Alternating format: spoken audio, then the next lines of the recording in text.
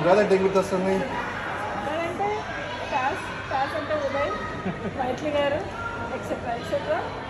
Okay, thank you అక్క. మీరు food బాగా చేసిరని చెప్పి బాగా అందరం మెచ్చుకుంటున్నారు. మీరు ఇలానే మాకు ఫుడ్ స్పాన్సర్ ఉండాలని కోరుకుంటున్నాం.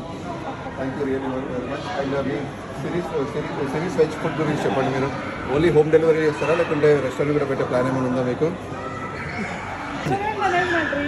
బట్ నాకు ఫుడ్ నేను చేసేది అమ్మ చేతి వంట ఎలా ఉంటుందో అలానే అందరికీ అందివ్వాలనేది నా ఆకాంక్ష.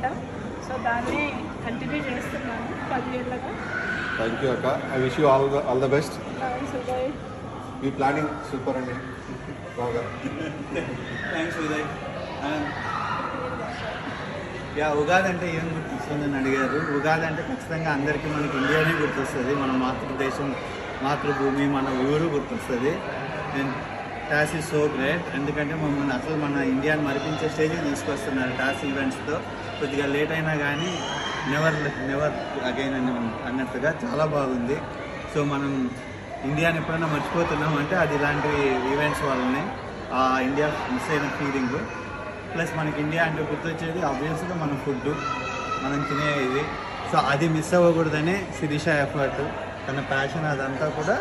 మనం ఇండియాని ఎలాగో ఫిజికల్గా మిస్ అవుతున్నాము, బట్ మనం మెంటల్గా స్టిల్ కనెక్ట్ అయ్యే ఉండాలన్న ఆలోచనతోనే తనకున్న వంట మీద ఉన్న ప్యాషన్తోనే స్టార్ట్ చేసింది ఇలా ఫుడ్ చేయడం అనేది. అలాంటిది ఇప్పుడు వచ్చే నేను ఎంతమంది వచ్చినా వాళ్ళు చాలా చాలా ఆనందంగా ఉంది, ఫుడ్ చాలా టేస్టీగా ఉంది, అందుకనే వస్తున్నాము అంటే మాకు కూడా చాలా ఆనందంగా ఉంటుంది.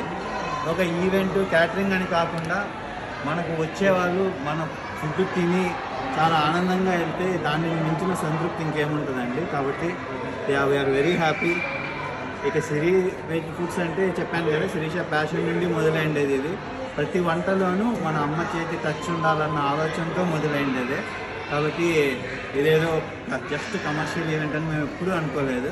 అందుకే ఎప్పుడు ఫుడ్ ఇచ్చినా మనం ఒక ఈవెంట్లో పార్ట్, ఆ ఈవెంట్ మనం సక్సెస్ చేయాలి అన్న ఉద్దేశంతోనే ప్రతిసారి వంట చేస్తున్నాము. అఫ్కోర్స్ శిరీషనే చేస్తుంటుంది. But yes, we all are in there. Excellent. అందరూ we hope to see more. Thanks for encouraging అక్క. అమ్మ చేతి వంట చేస్తుంది. దాన్ని